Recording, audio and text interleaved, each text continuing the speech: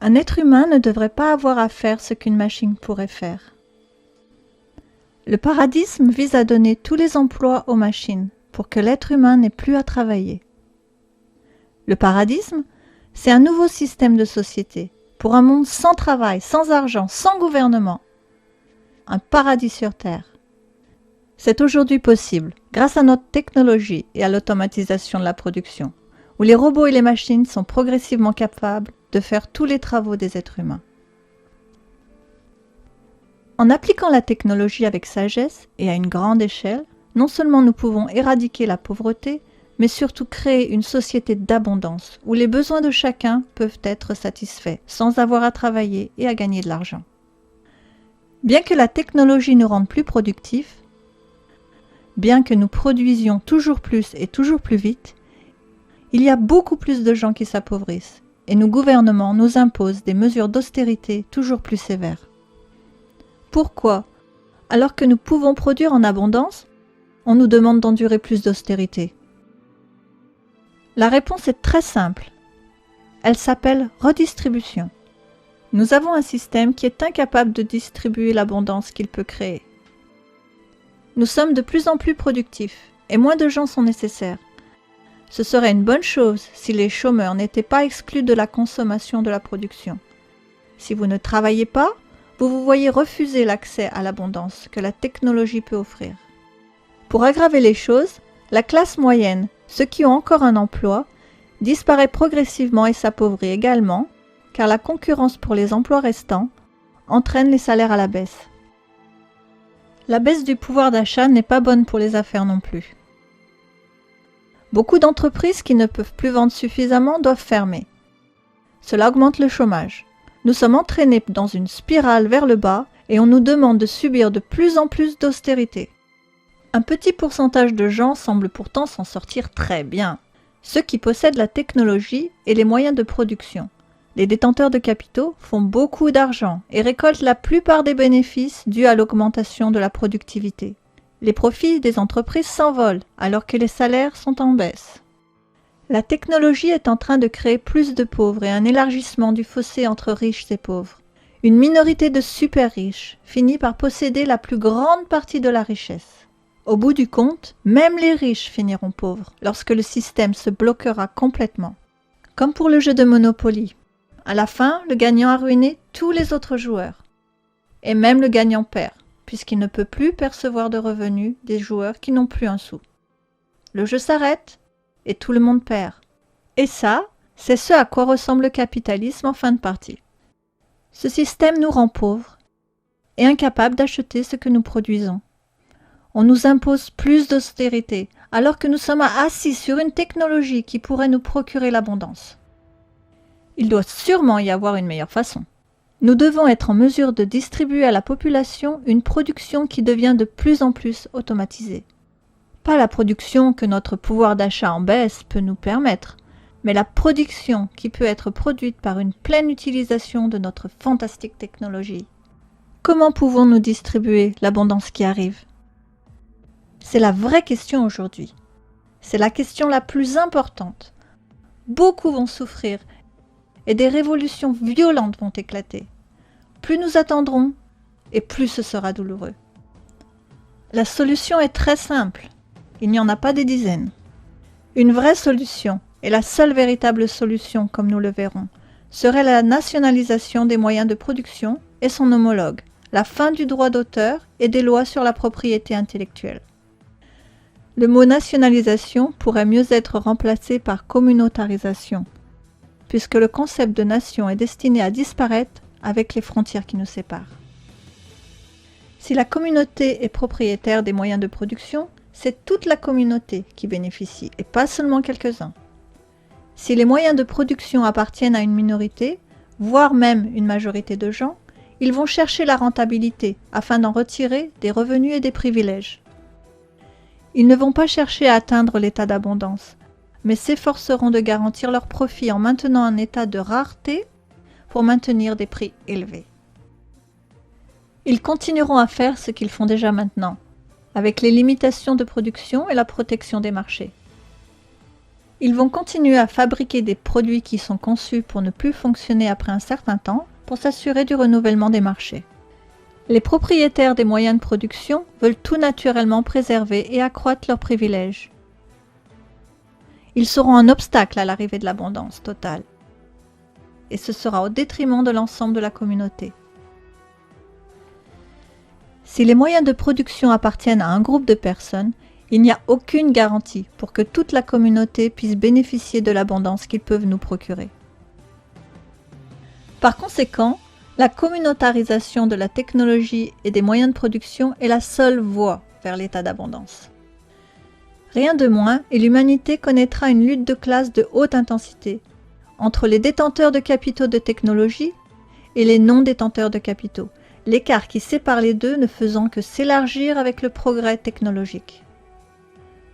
Certains proposent des solutions différentes au problème de la redistribution. Une taxe sur Wall Street, un revenu de base ou universel.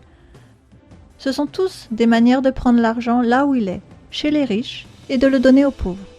Ça peut être utile et ça pourrait peut-être améliorer la vie de beaucoup de gens, mais ce ne sont pas de vraies solutions. Ce sont comme des pansements qui traitent les symptômes, l'injustice. Mais ils ne traitent pas la cause de l'injustice, qui rend la redistribution si nécessaire.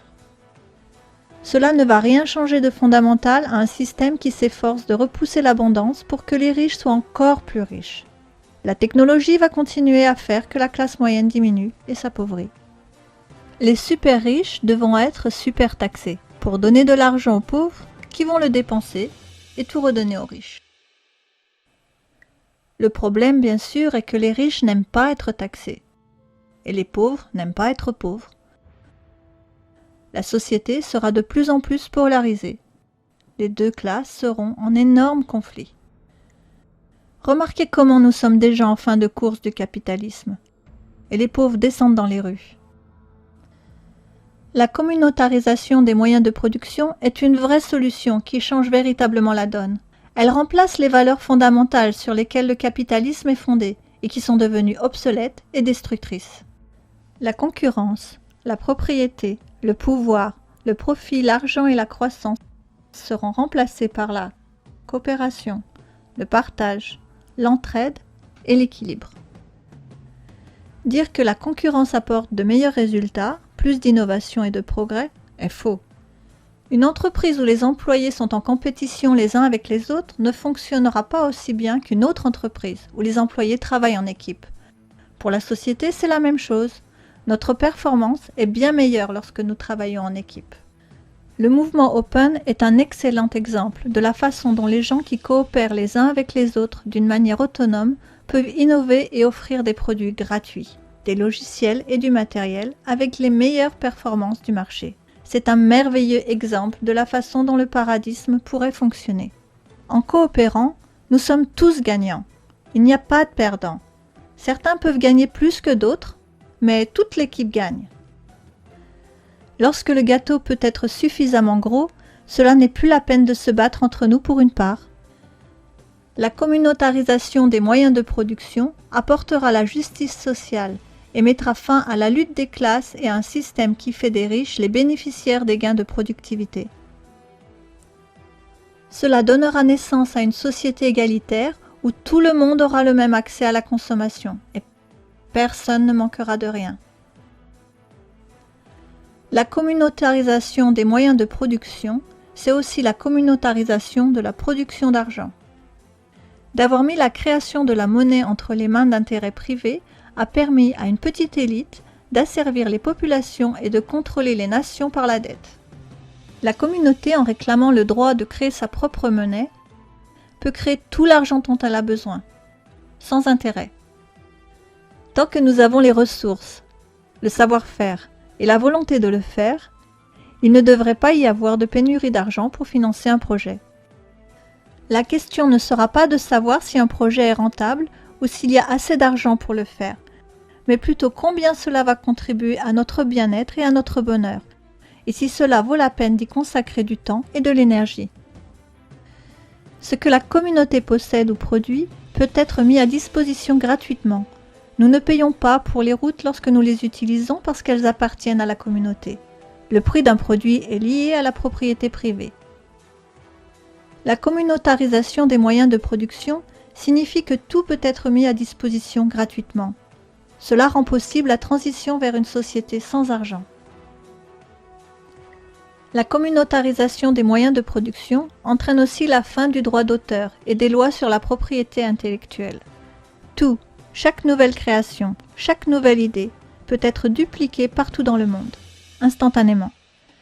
L'essor de l'impression en 3D, sans la contrainte des droits d'auteur, va énormément faciliter la production, apportant un état d'abondance beaucoup plus rapidement que le corporatisme capitaliste qui s'efforce de l'empêcher. Inventeurs, créateurs, artistes, donnez et partagez vos créations avec l'humanité. Vous serez les pionniers de la nouvelle ère du don et du partage. Ce que vous donnez, vous le recevrez en retour, multiplié par tous les milliers que vous aurez inspirés et qui suivront votre exemple. En donnant, nous aidons à la disparition de l'argent. Plus nous donnons, et plus tôt l'argent disparaîtra. Les précédentes tentatives de communautarisation ont été dramatiques et ont entraîné des millions de morts, mais cela a été dû au caractère autoritaire des gouvernements. Avec le paradisme, il n'y a pas de gouvernement qui gouverne le peuple et fait respecter des lois. Tout est fait de façon volontaire. Les êtres humains, quand ils sont libres et autogérés, vont naturellement coopérer les uns avec les autres pour créer les conditions non seulement pour leur survie, mais pour une société optimale où les besoins de chacun peuvent être satisfaits. Avec le paradisme, la communautarisation ne sera pas imposée. La fin des droits d'auteur et de la propriété intellectuelle, ainsi que la possibilité de financer tous les projets que l'on souhaite, permettra à la communauté de prendre le contrôle d'une production si nécessaire. Par exemple, un médicament qui peut sauver des vies pourrait être fabriqué par une entreprise appartenant à la communauté et mis à disposition gratuitement, sans pour autant avoir à acheter la compagnie qui le produit. Une société d'abondance sans travail et sans argent n'existe pas sans la communautarisation des moyens de production. C'est une condition nécessaire. C'est l'étape la plus critique vers la société paradisiaque. Comme la technologie profite surtout à ceux qui en sont propriétaires, ce qui polarise profondément la société, la communautarisation est l'initiative qui apportera vraiment la justice sociale et permettra la production de l'abondance. La fin du capitalisme sera marquée par la révolte de ceux qui sont exclus de la richesse et de l'abondance que notre technologie peut offrir. Notre message aux manifestants serait d'adopter la communautarisation et de ne pas se contenter de moins.